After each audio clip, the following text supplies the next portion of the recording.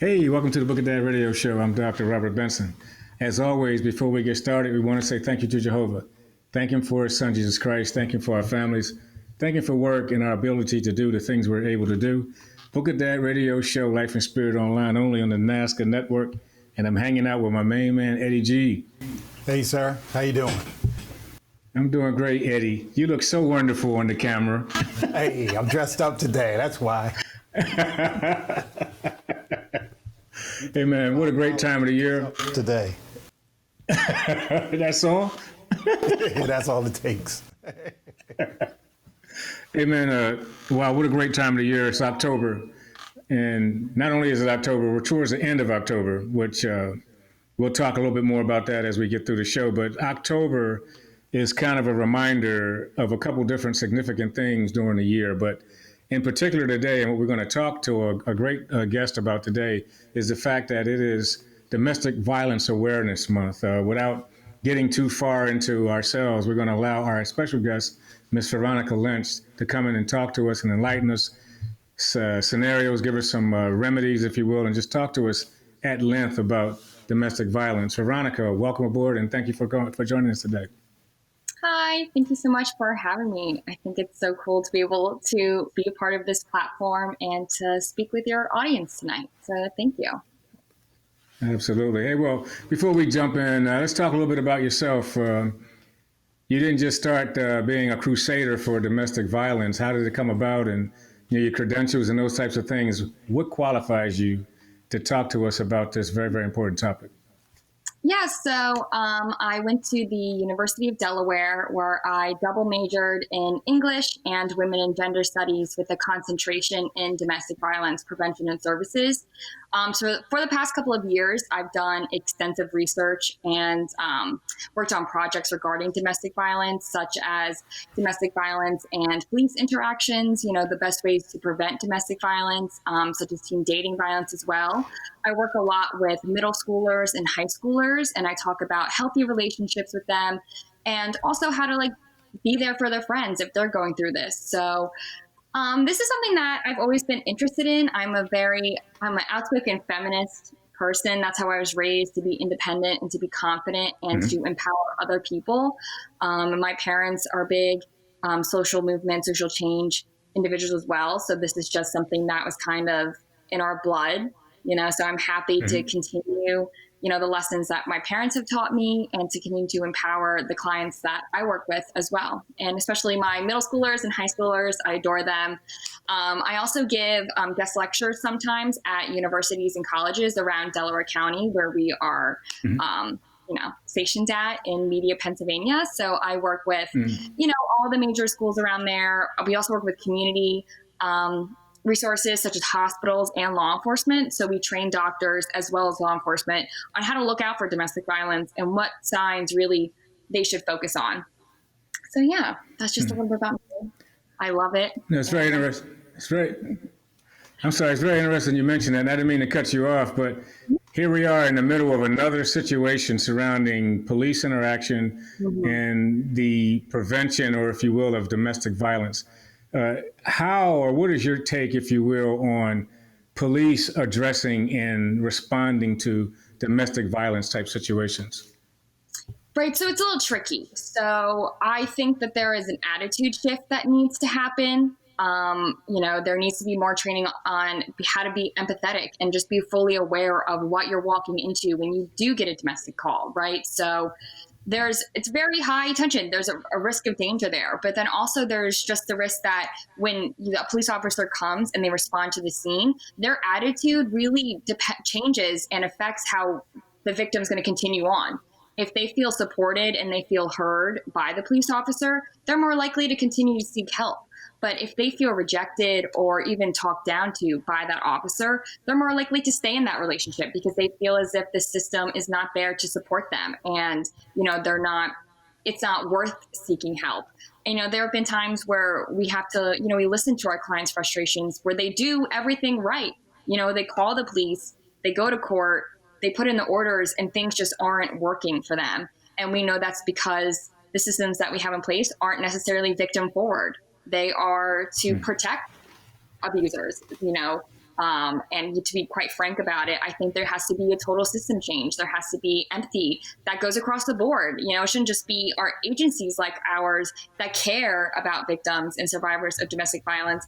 It should be doctors, it should be police officers, and this should not be like brand new information that we're bringing. And we're happy to teach it, and we're happy to have these conversations. It just shouldn't be as hard as it is to have them. Well, Veronica, I think my uncle was a police officer, and one of the hardest calls was domestic violence calls because of the danger. And I hear a lot of talk about some of the reforms that should be instituted. One of the best ones I've heard is when there is a domestic violence call or a mental health call, that you would have someone who was trained to handle that properly, so that you wouldn't just send anybody to escalate the calls. It's like a SWAT team. When there's a hostage, they send in a hostage negotiator, right? So why not have someone who could handle domestic violence, and maybe that would reduce some of these problems that we're having. Yeah, I agree. Because one of the things too is that when we're working in domestic violence or you're in social work, the field in general, you are trauma informed. So what that means is that you understand how a traumatic event affects someone's behavior and what they might be saying, what they might be doing. And that behavior might come across as aggressive, or they can be seen angry. But that's, of course, right. When you go through a traumatic event, you're not thinking, how can I be the nicest I can in this moment? You're thinking about, how do I survive? How do I get through this?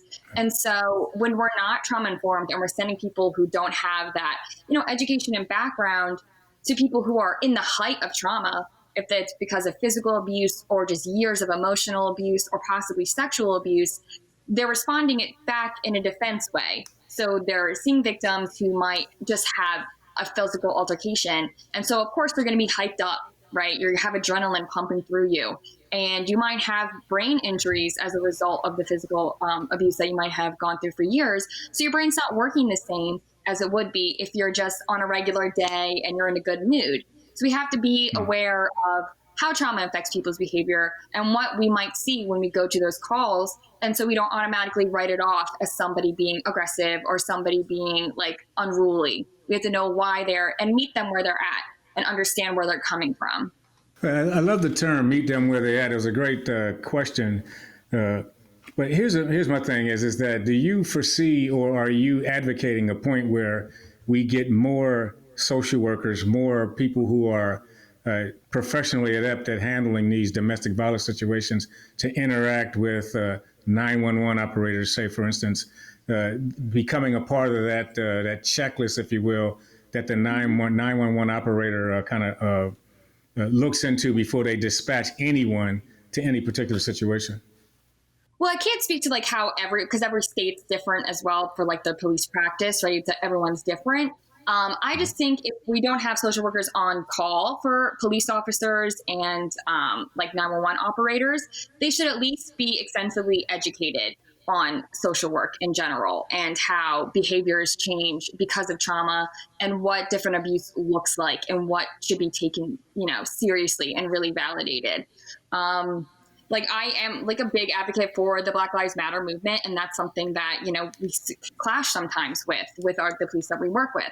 But that's a personal belief. I don't want to also speak all these things and then for the agency. But everyone in our agency is a big Black Lives Matter advocate, and we're here to support our communities the best way. And if that means that they don't want the police involved in what they're going through, then we won't do that, and we'll do what they seek and what they think is best.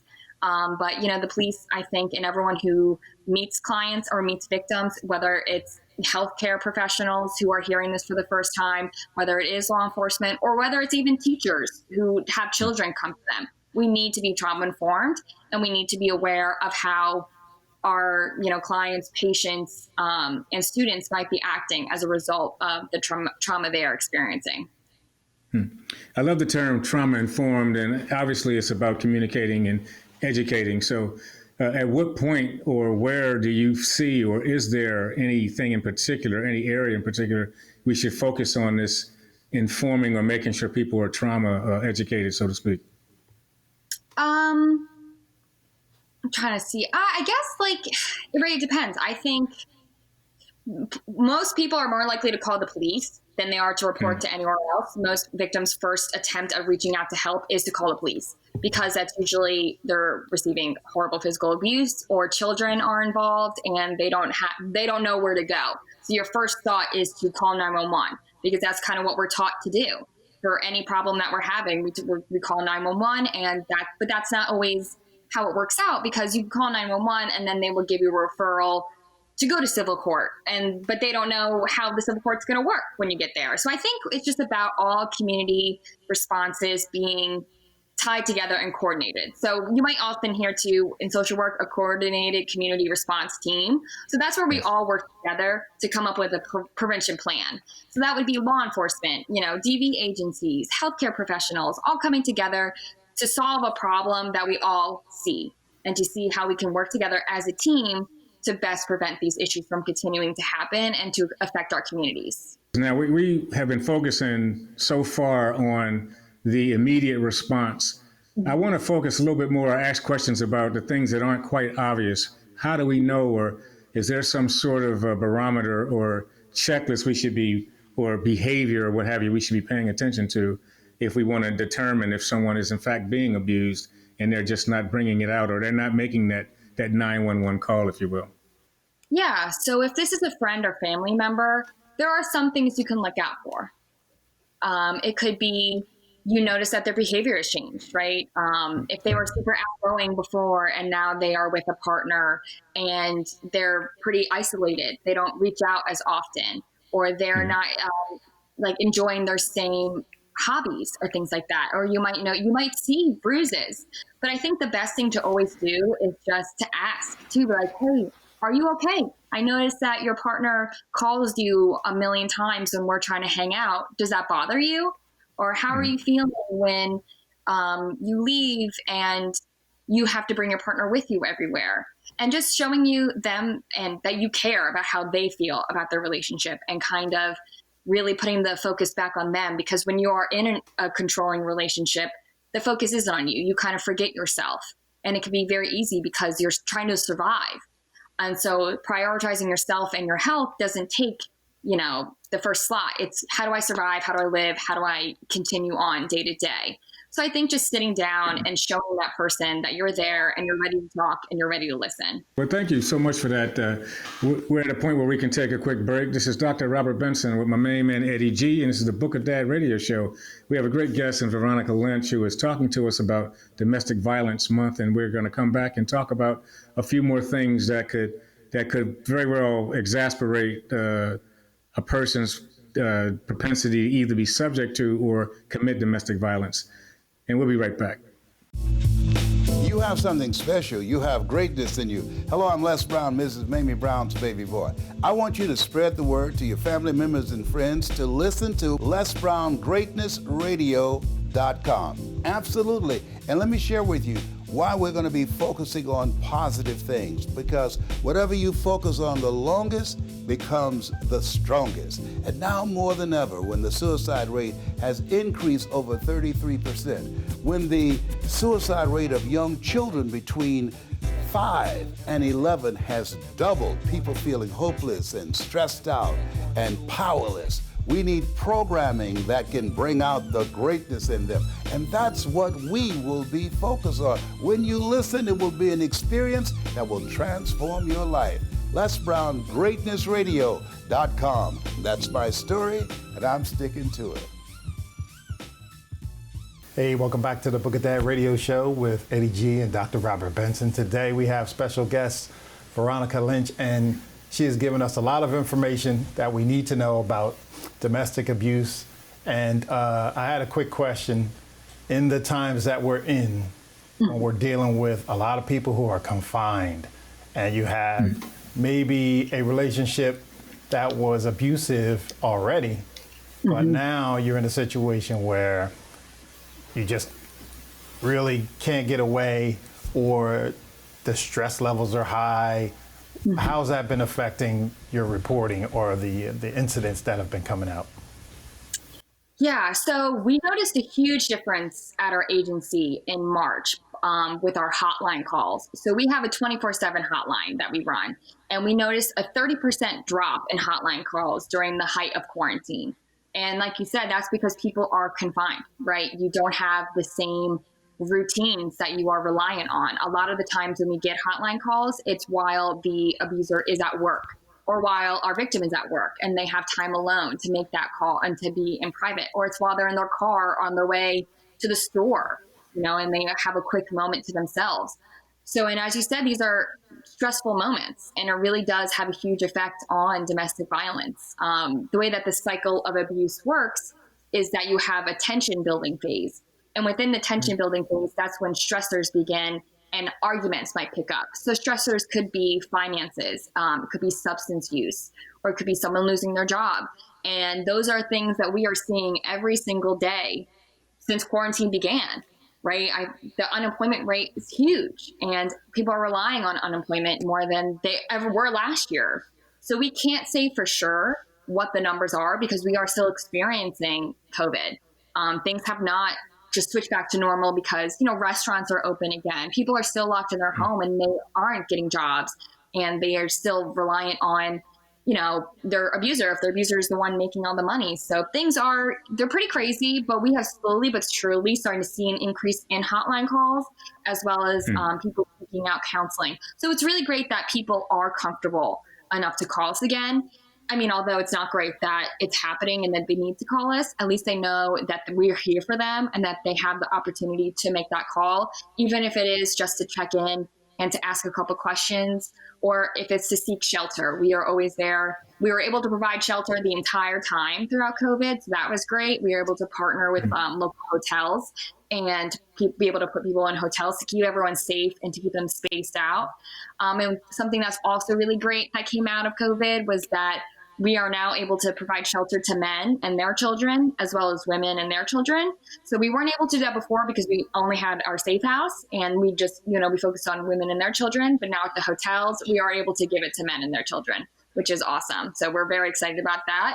And we want, everyone to feel comfortable enough to call us and to ask for any help that they need. Wow.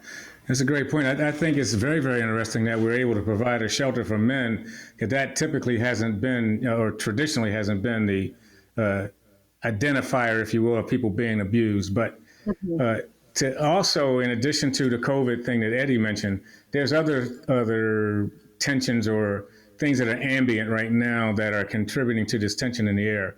The civil unrest that we're looking at. I mean, elections are coming up right now. But in addition to all of that, there was one other thing I'd like to mention, that October is also Cancer Awareness Month. So you have a lot of people who are incapacitated, if you will. They're totally dependent on a caregiver. Can you talk to us a little bit more about domestic violence and how there's a correlation, if you will, to that and people who are totally dependent on their caregivers? Yeah, absolutely. When you are possibly bedridden or you are medically reliant on your abuser for insurance, if they are the one who has your insurance, it kind of creates like I'm trying to think of the proper word, but you're stuck, right? If you don't have transportation because you're in a wheelchair and you don't have a car on your own and you need your abuser's car to get anywhere, that creates a huge issue. That's a huge power dynamic. And we do see it, absolutely. So that's a main thing that we've tried to make with our safe house, is making sure it is accessible to everyone. We have, there's handicap accessible bathrooms, bedrooms, all of that. And we make sure that we're constantly reevaluating the services that we provide to make sure there's accessible to everyone. But going back to that, we've had clients call our hotline who can't leave the home because they are bedridden and their abuser is their caregiver and they're the ones who give them their meds. And so they just want to know that someone's there to listen and that they can vent it. The statistics, I believe, for women who are people with disabilities is 1 in 2 are abused by an intimate partner or family member. And for the standard statistic for women is 1 in 4, and for men it is 1 in 7. So to look at that, to see the numbers just drop is really heartbreaking. And I think we just like to get it out there so people can know that we are here to support them and we can meet their needs. And if we can't, we'll make sure we adapt and that we will. Well, that's frightening to know that the occurrences are that frequent, especially when people are totally dependent on someone else for just simple survival. Let's just dig a little bit deeper, dive a little further into some of the categories of people who are more prone to be abused. Talk to us about perhaps children, elderly people, or women, or what have you. What are some of the statistics surrounding those demographics, if you will? So I believe it's 2 out of 3 children will experience trauma and violence before they turn 18. And that could be because they witnessed domestic violence in the home or they are experiencing themselves. So if it is a child who's experiencing violence at the hands of a parent, that is child abuse. And so our agency does not handle child abuse. We partner with other community agencies and we make sure that we do support. If we get those calls, we do support children. But if the parent is experiencing domestic violence and the child witnesses it, we can provide children's counseling for that. And we also provide counseling for children who might be in an abusive relationship themselves with a, boyfriend or girlfriend. For teens, the numbers are around the same. 1 in 4 girls and 1 in 7 boys will experience physical abuse in their lifetime. And that could be because, right, dating is weird when you're a teen and you don't quite know how to navigate it. So you don't have the knowledge to know that, when I'm mad, I shouldn't hit my partner, because some people think that that's funny, right? That's how they express their frustration. So that's why it's so important that we have these conversations at a young age. And that's why I'm so proud and happy to work with middle schoolers and high schoolers and break down those dynamics and show that violence in any form is not acceptable in our relationships. Now for elderly, I can't think of the statistic off the top of my head, but it's usually at the hands of their children that they are experiencing violence. So when their child takes over that caregiver role for them, that's when the violence tends to peak. It could be physical violence, medical neglect, so not taking them to the doctor when they need to be taken, not cleaning them if they need to be cleaned, resulting in other medical issues, or denying them access to their things that give them joy, such as, religious groups, and, isolating them from their community, which could lead to depression. And that feeling of isolation plays a big role in domestic violence. It's a huge power and control tactic and not one to be taken lightly. And financial abuse is huge too in the elderly community. That's what we most often see. And that's what we do provide. We can provide information and help people who are experiencing financial abuse as well. I think that the program you provide for youth, for high schoolers and middle schoolers, I think it's important because if you think about it, abusers sometimes start young, and from what they see as a child. We worked on a documentary a few years ago with a company in media where you are, and it was based on sexual assault in the family for children. Like you said, you don't cover that, but it was amazing how some of the people we interviewed, the parents had been abused as well. So there's a chain of abuse that's going on, and by providing those services, maybe you can reach people at a younger age and perhaps stop what's going to happen in the future. Yeah, we do know that domestic violence is a learned behavior. It's how we might have seen our family give and receive love, right? If we never had a parent who outwardly rejected it and said that this is not okay, like how else are you going to know the difference? And that's why we also, within our safe house, we have a fantastic family and children's advocate where she works with the families who come into our safe house and helps them heal, and breaks down what they saw and how they can come together again, and also provides parenting techniques. Sometimes when you are in the height of domestic violence, parenting isn't at the forefront of your mind. So she, helps parents come to terms with being single, going from a 2-parent household to a 1-parent household, and how to reconnect with their children and, empathize with their children for what they've gone through as well.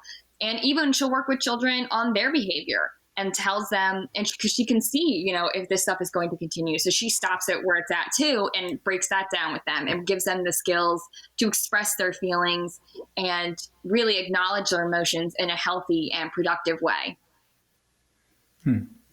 Well, these are all great points, Veronica. Thank you so much. We're going to take another quick break here. This is Dr. Robert Benson with Eddie G and Veronica Lynch, who is really giving us some very, very important information, especially during this time when tensions are high for a number of reasons. But this is Book of Dad Radio Show. I'm Dr. Robert Benson with Eddie G, and we'll be right back.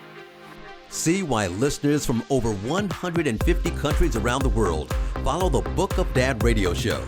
Join Dr. Robert Benson and Eddie G as they chat with special guests who share their stories and information that will change your life. Watch and listen on lifeandspiritonline.com or subscribe to the Book of Dad Radio Show on Apple Podcast, Spotify, iHeartRadio, or wherever you get your podcast. Brought to you by the NASCA Network.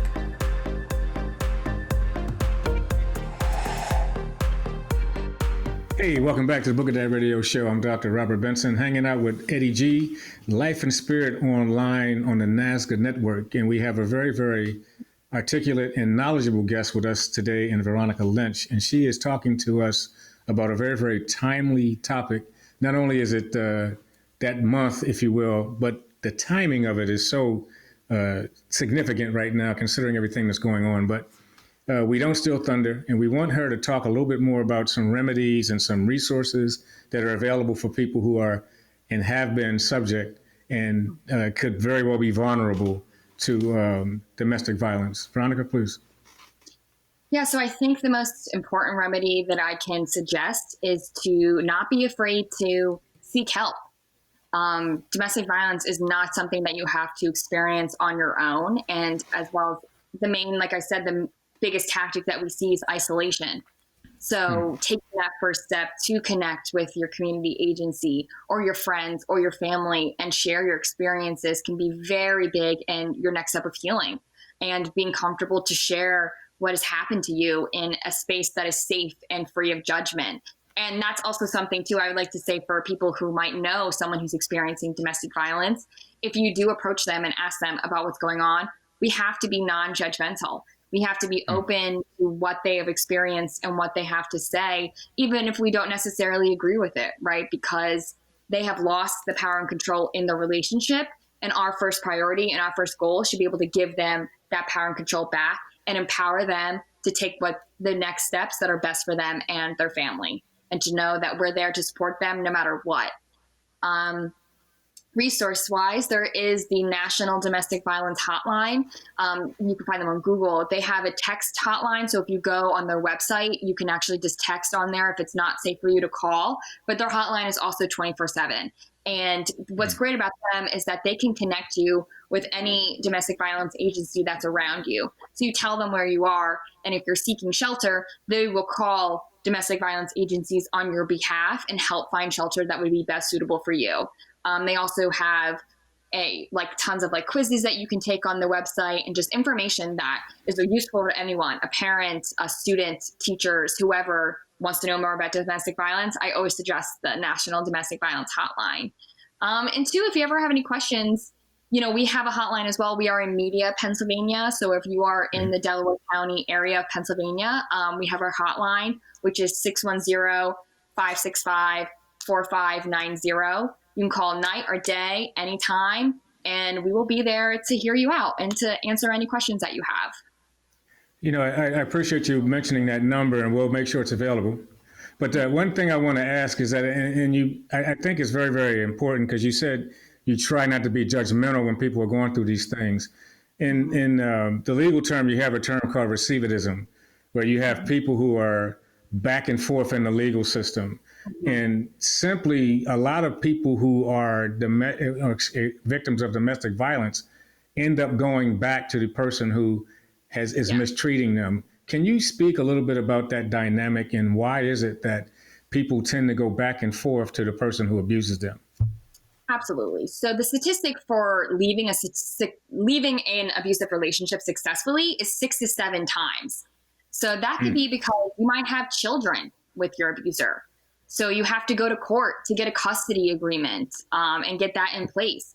And it could be you go back out of fear for your life. Maybe this abuser has threatened to hurt you or your family if you ever leave, or threatened to hurt themselves.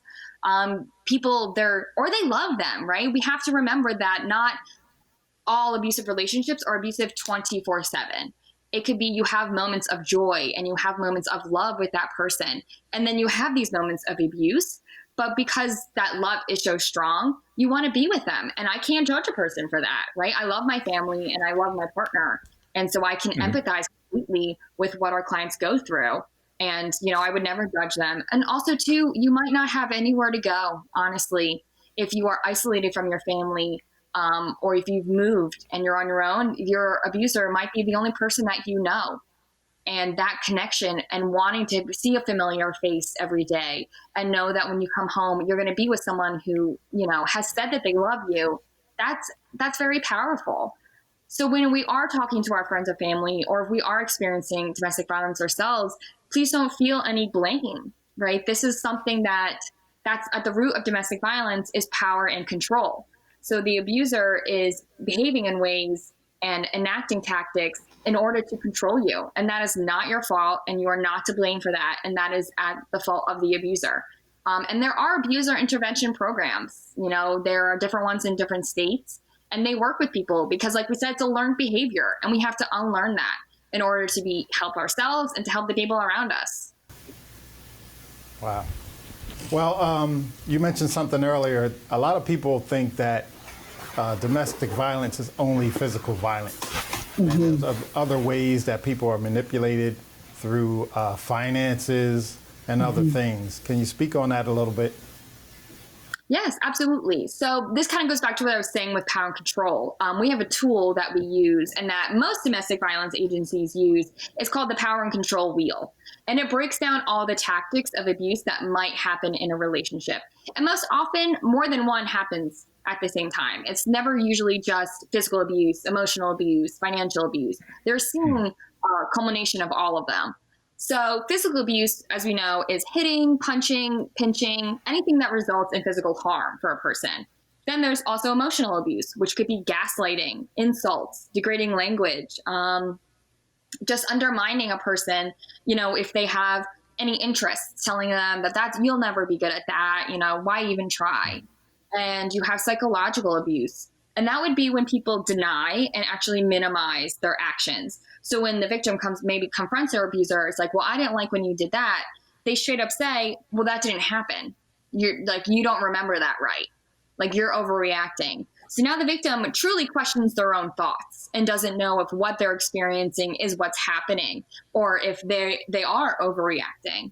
Then we have financial abuse. And financial abuse looks different than what we might think too. So it could be the abuser only giving the victim an allowance that they have to live on.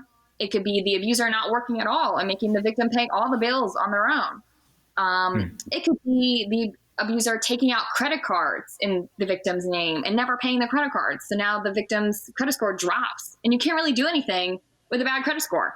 You can't get an apartment, can't really get a good car, right? You can't move on. And that can be a very big hindrance for people. And that's a big reason that they stay, because they don't have the means to go anywhere. And that's also why too, we have a relocation assistance program where we can help people get people money so they can move if they don't have the means to get it themselves. We also have sexual abuse. That could be rape. It could be, reproductive coercion. It has a lot, especially that's something I talk about with teens, is that somebody who's pushing us and constantly asking us to do something with our body that we don't want to do, that is sexual assault. And just because they are our boyfriend or our girlfriend or we're married, it's still sexual assault. And consent is consent, and it matters no matter what the relationship is. Even if we're just dating or we've been married for years, consent still matters. And then I think that's all of them. Yeah, so abuse looks so different. That's all?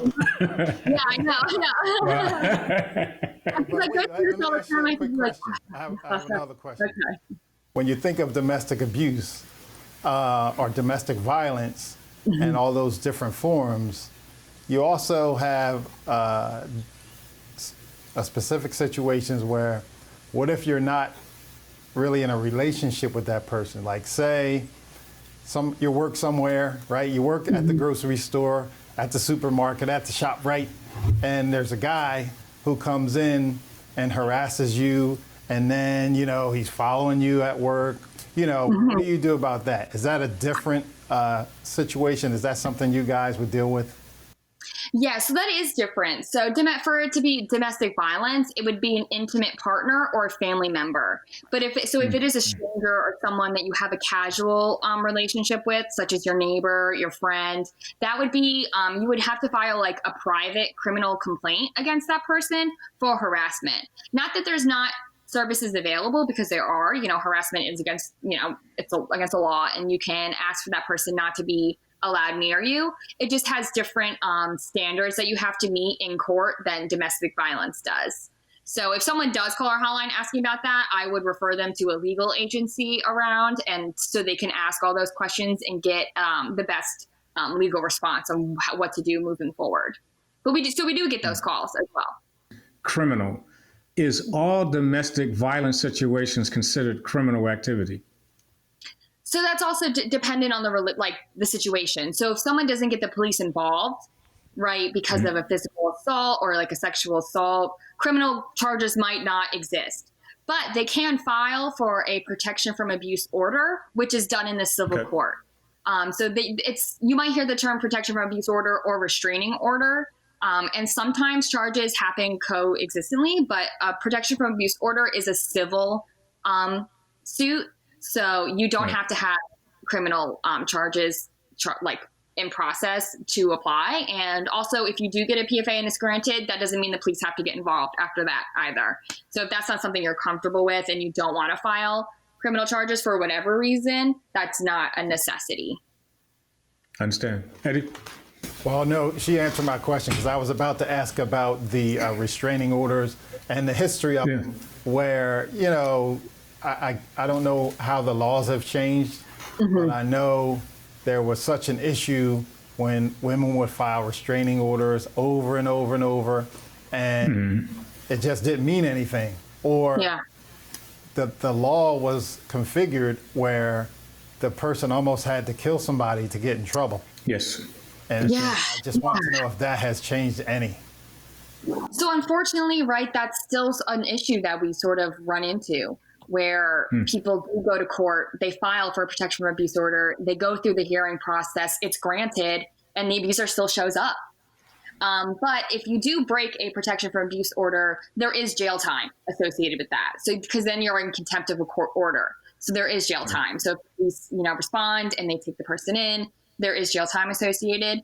But it's definitely, you see it a lot in the news still, usually around the holidays or major events. The Super Bowl is a big one.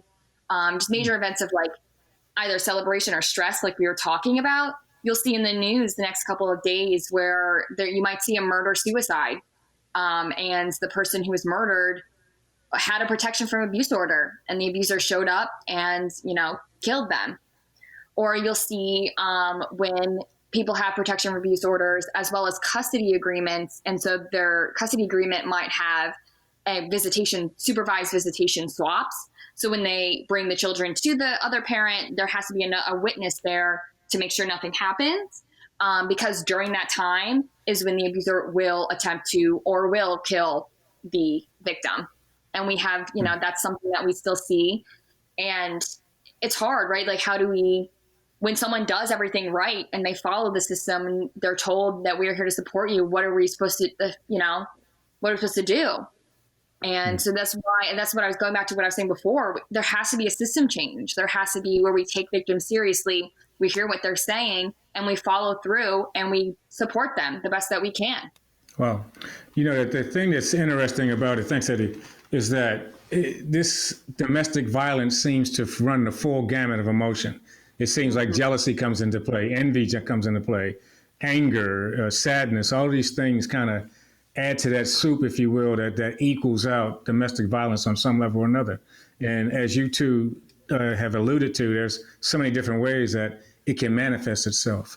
This has been a really, really great conversation, and I believe it's so timely. I see it, the timeliness of the election, all the other things that's going on, is kind of in line like with the Super Bowl you just mentioned about how the outcome of this election or whatever we're dealing with is going to have major impact on people's psyche in the very near future. But Absolutely. can you share some contact information and some outgoing thoughts with us? Yeah, so if you want to get in contact with our agency, you can call that 24/7 hotline. Again, that number is 610-565-4590. Or if you would like to get in contact with the Community Education Department, which I am a part of, because we would just like to have more information on what our agency does and how we can support you. Or if you have any questions about domestic violence, you can reach us. You can call that hotline, or you can email us at outreach@dapdc.org, which is also, yes, at the website, dapdc.org, outreach@dapdc.org. And you can also go on our website for any information. There you go. Outstanding. What a great interview. We really appreciate you being on the show with us. I'm going to turn it over to Eddie G for some final comments with you and some final thoughts about some stuff that's going forward with NAASCA, and then we'll get out of here. We definitely appreciate you coming. We'll have you come back and update us on this ongoing, unfortunately, topic, if you will. Eddie? Yeah. That's right. Well, we want to thank you, Veronica, for getting on the show today. It's been great. It's been informative.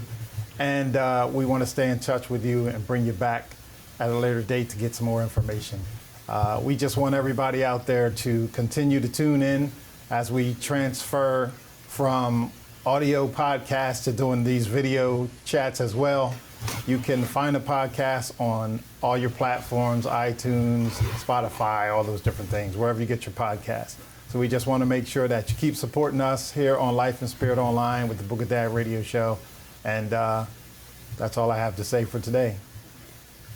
Well, you said a mouthful, Eddie, as usual. And Eddie doesn't only participate on the show, he is our engineer extraordinaire. So without him, this doesn't happen. So believe me, because if it was up to me, we wouldn't be doing this evening. Hands going at one time. So, but anyway, Veronica, again, I want to just reiterate, it's been a real pleasure having you on the Book of Dad radio show, and we'll definitely have you back again. But as a final thought, I'll say this, is that, please don't be a victim. Make sure people know what's going on with you. We got people whose job it is to make sure you're heard. Because I'll close this out with a quote that I used the other day, is to say, what actions speak louder than words, and inaction speaks even louder. It's Book of Dad radio show. I'm Dr. Robert Benson with my main man, Eddie G. Life is Spirit Online, only in NAASCA Network. And we'll talk to you next time.